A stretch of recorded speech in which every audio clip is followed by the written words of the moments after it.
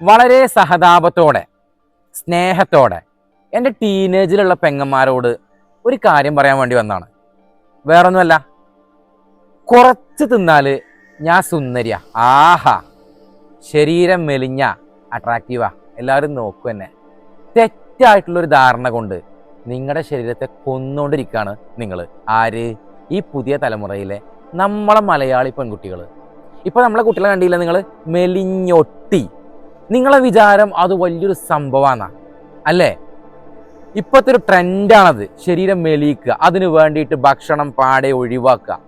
നിങ്ങളെ വീട്ടിലൊക്കെ ഒരു 13നും 20നും ഇടയ്ക്കുള്ള പെൺകുട്ടികൾ ഉണ്ടാവുമല്ലോ അല്ലേ?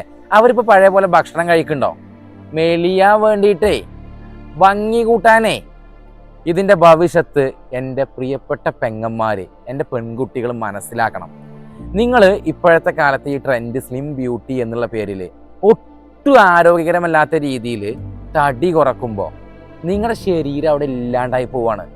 ഒരു മനുഷ്യൻ്റെ ഏറ്റവും അടിസ്ഥാന സൗകര്യങ്ങൾ, ഏറ്റവും പ്രാഥമിക ആവശ്യങ്ങൾ എന്ന് പറയുമ്പോൾ ഭക്ഷണം, വസ്ത്രം, പാർപ്പിടം, ഇത് 3 അതിൽ ഒന്നാമത്തെ നമ്മൾ പറഞ്ഞ എന്താ?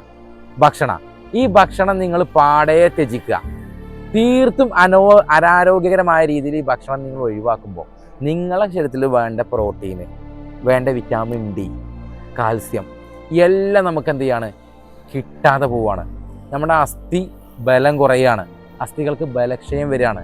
പിന്നെ ബോയ്സിനെ പോലെയല്ല, ഗേൾസിന് ഒരുപാട് നിങ്ങളുടെ പീരിയഡ്സിലുണ്ടാവുന്ന ഇറഗുലാരിറ്റി, അതുപോലെ പീരിയഡ്സ് നിന്ന് പോവുക, PCOS പോലെയുള്ള പ്രശ്നങ്ങൾ, ഒരുപാട് ആരോഗ്യകരമായിട്ടുള്ള നിങ്ങൾക്ക് മാത്രം ബാധിക്കുന്ന ഒരുപാട് കാര്യങ്ങളുണ്ടല്ലോ. ഇതിലൊക്കെ ഇംബാലൻസ്ഡ് ആയിട്ട് മാറുകയാണ്. നിങ്ങൾ അതൊക്കെ ചിന്തിക്കാറുണ്ടോ? നിങ്ങളൊക്കെ നാളെ കല്യാണം കഴിച്ച് പ്രഗ്നൻസി കാര്യങ്ങളെല്ലാം നിങ്ങൾ നേരിടേണ്ട ആൾക്കാരാണ്. ഇതിലൊക്കെ നിങ്ങൾക്ക് ഒരുപാട് ബുദ്ധിമുട്ടുകൾ വരികയാണ്. വിറ്റാമിൻ ഡി കൊണ്ട് നിങ്ങളുടെ ശരീരത്തിന് ഒരുപാട് ശോഷിപ്പ് വരികയാണ്. എന്തെല്ലാം ആരോഗ്യ പ്രശ്നങ്ങളാണ് നിങ്ങൾക്ക് സംഭവിച്ചുകൊണ്ടിരിക്കുന്നത് അറിയോ? നിങ്ങൾക്ക് ഈ മൂഡ് സ്വിങ്സ്, ഹോർമോണൽ ഇംബാലൻസ് പ്രശ്നങ്ങൾ വന്നു കഴിഞ്ഞാൽ നിങ്ങൾക്ക് മൂഡ് സ്വിങ്സിലേക്ക് നിങ്ങൾ പോവും. സ്ട്രെസ്, ആങ്സൈറ്റി നിങ്ങൾക്ക് കൂടും. നിങ്ങൾക്ക് ഒരു സാഹചര്യത്തിൽ നേരിടാൻ പറ്റാത്ത മാനസിക അവസ്ഥയിലേക്ക്, മാനസിക സംഘർഷത്തിലേക്ക് നിങ്ങളെ കൊണ്ട് എത്തിക്കും നിങ്ങളുടെ ഈ ദുശീലം. എന്താ? ഭക്ഷണം ഒഴിവാക്കുക എന്നുള്ള ഒറ്റ ചീത്ത കാര്യം. നിങ്ങൾ കാലഘട്ടത്തിനൊപ്പം പോകുമ്പോൾ, ട്രെൻഡിനൊപ്പം പോകുമ്പോൾ ആരോഗ്യം എന്ന മെയിനായിട്ടുള്ള ഘടകത്തിന് പ്രാധാന്യം കൊടുക്കണം. എന്തായാലും ഇപ്പോൾ നമ്മുടെ പെൺകുട്ടികൾ പോകുന്ന രീതി ഒട്ടും ശരിയല്ല ഭക്ഷണത്തിൻ്റെ കാര്യത്തിൽ.